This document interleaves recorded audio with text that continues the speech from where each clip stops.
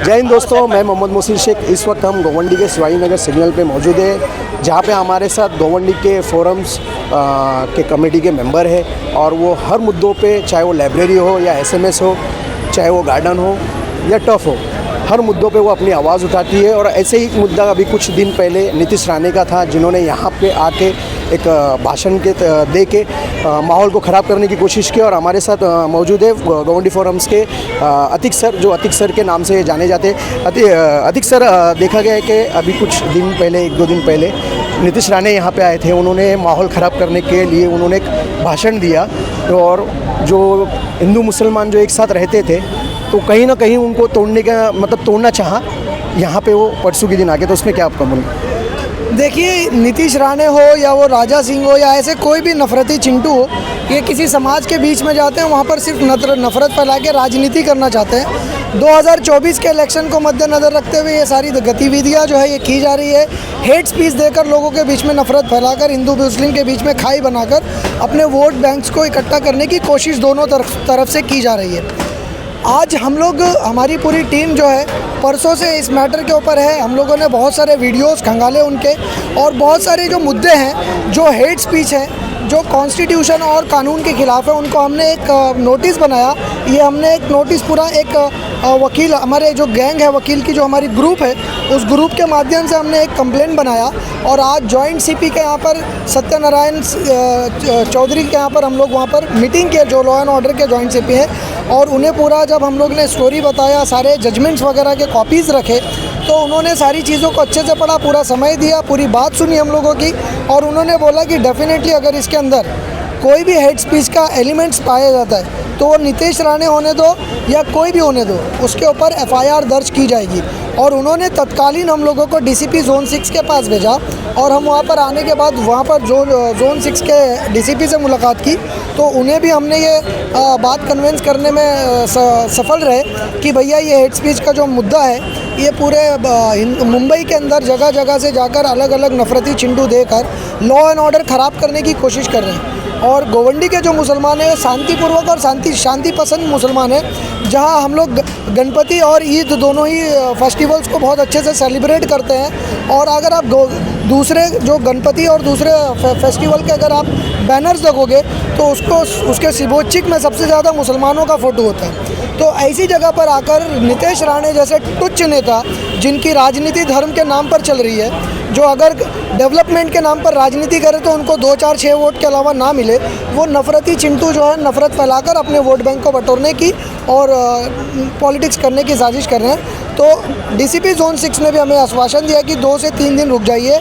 हम आपके जजमेंट की कॉपीज़ को पूरा खंगालेंगे, पढ़ेंगे। आपने जो जो सेक्शन बोला है, जो जो उनके वर्ड्स हैं जो आपने अपने कंप्लेंट में यूज़ किया है, हम उस सारी सीडीज़ को देखने के बाद उसके ऊपर अगर एफआईआर आएगी तो एफआईआर डेफिनेटली लेंगे।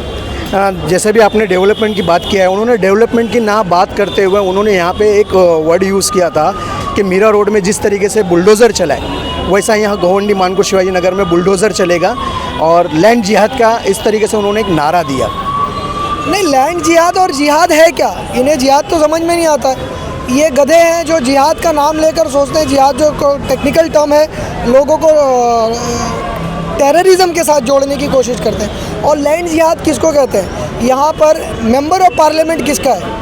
पिछले 10 साल जो है किरीट सोमैया जी यहाँ पर रहे हैं, अभी 5 सालों से उन्हीं के भाजपा सरकार का ही यहाँ पर मेंबर ऑफ पार्लियामेंट है।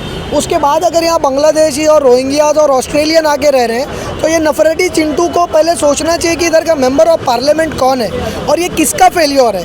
ये हमारा फेलियर है। और दूसरी चीज़, यहाँ पर एम वार्ड है, यहाँ पर ऑफिसर्स अपॉइंट किसने किया? मैंने अपॉइंट किया है, यहाँ के लोकल एमएलए ने अपॉइंट किया या मुसलमानों ने अपॉइंट किया, ये वही बेचते हैं। यहाँ पुलिस ऑफिसर है जिनके अंतर्गत शिवाजी नगर कॉन्स्टिट्यूट हो रहा है, तो कॉन्स्टिट्यूशन से चलने वाली चीज़ों के ऊपर भी इनको शक है। इनका एक मेन उद्देश्य है कि बाबा साहेब अम्बेडकर के संविधान को आग लगा दिया जाए और ये मनुवादी सरकार जो है, मनुवाद को लाया जाए, किस तरह से नफरत फैलाया जाए और किस तरह से शिवाजी नगर का संवाद खराब करके यहाँ से अपने 2-4 तुच्छ नेताओं को यहाँ से फ़ायदा पहुँचाया जाए, और किस तरह महाराष्ट्र की सरकार में मिनिस्टर की पोस्ट ली जाए। और जो लैंड अतिक्रमण की बात करते हैं, आप अगर यही गोवंडी पीछे चले जाएंगे, निर्दुग बार है उनका, वो बारी अतिक्रमण किया हुआ है। और नीतीश राणे के जो वालिद साहब हैं, राणे जी, वो जब मुंबई आए थे तो मैंने सुना है कि वो यहाँ गोवंडी और चेंबूर में हाफ चड्डी पहन के घूमते थे, टी शर्ट में, लोग चिंटू चिंटू बोलते थे। तो आज उनके पास इतना पैसा कैसे आया? मैं भाजपा सरकार को और मोदी जी को ये चैलेंज करता हूँ कि मोदी जी उठाकर ईडी भेजें और उनकी इंक्वायरी करें कि उनके पास इतना पैसा कैसे आया, जो इतने बड़े ये श्रीमंत बन गए, जो यहाँ पर चड्डियों में घूमा करते थे। हमारे साथ एक और व्यक्ति है जो आप पार्टी से पदाधिकारी है, साजिद खान नाम है उनका। साजिद खान जी, देखा गया है कि उस दिन जो मोर्चे के अंदर जो बहनें थी उनके हाथों में बैनर था, उसमें लिखा हुआ था कि लिपस्टिक छोड़ो उठा लो तलवार हाथों में। उस पर आपका क्या कहना है? देखो कैसा है, ये लोग जो है जैसे कि 2024 का इलेक्शन आने वाला है और उनका एक ही मकसद है कि फूट करो राज करो, यानी अंग्रेज़ों की जो नीति है ये उसके ऊपर काम करे। जैसे अंग्रेज़ों ने जब हमारे देश में आए थे हम सबको एक दूसरे में बांटा था, हिंदू मुसलमान को एक दूसरे में, वही सेम काम भाजपा सरकार यहाँ पर 2014 से करते आ रही है। और अभी 2024 में इलेक्शन है तो उनको पता है कि 20% मुसलमानों को गाली दे दो, उनके ख़िलाफ़ बोलो तो उससे कुछ थोड़े बहुत हिंदू, सारे हिंदुओं की हम बात नहीं करेंगे, कुछ थोड़े जो मनुवादी सोच के लोग हैं उनकी ये सोच है कि भाई ये हिंदुस्तान सिर्फ उनका है। लेकिन ये नहीं भूलना चाहिए, हिंदुस्तान के लिए जितनी कुर्बानियाँ उन्होंने दी है उतनी कुर्बानी हमने भी दी है। हमारे पास ऑप्शन था पाकिस्तान जाने का, लेकिन हम नहीं गए क्योंकि हमने अपना देश चुना जहाँ पर हम थे और जहाँ हमारे बाप दादा थे। तो कहीं ना कहीं ये नफ़रत फैलाने की राजनीति है और ये पूरा हिंदुस्तान के, यानी जो भी 80% हिंदू नहीं उनके साथ में 20 से 25% वो सोच के लोग हैं। और इंशाल्लाह ये आने वाले इलेक्शन में अगर सब लोगों ने अगर ये अहद कर लिया तो उनको उनकी औकात दिखा दी जाएगी।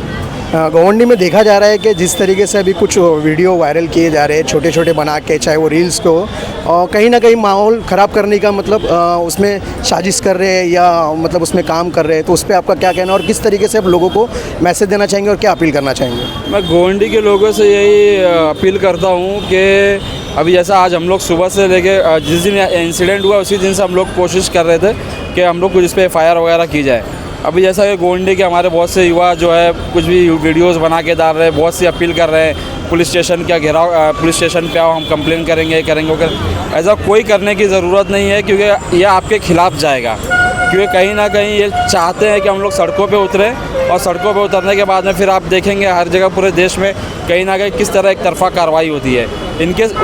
उनके ऊपर कार्रवाई नहीं होगी लेकिन हमारे ऊपर बहुत तुरंत कार्रवाई होती है। तो ये सबको सोचना चाहिए और जितना हो सके जो भी लॉयर हैं या जो भी संस्था हैं, NGOs हैं या जो भी छोटे मोटे जो पढ़े लिखे लोग हैं, जो संगठन वाले हैं, उन लोगों को ऑनलाइन कंप्लेन करनी चाहिए, ना कि पुलिस स्टेशन का घेराव करना चाहिए और ना कि ऐसी कोई अपील करे। और जो अपील कर रहा है बंदा तो उसका मकसद कुछ ना कुछ गलत कराने का, ये लोगों को सावधान रहना चाहिए।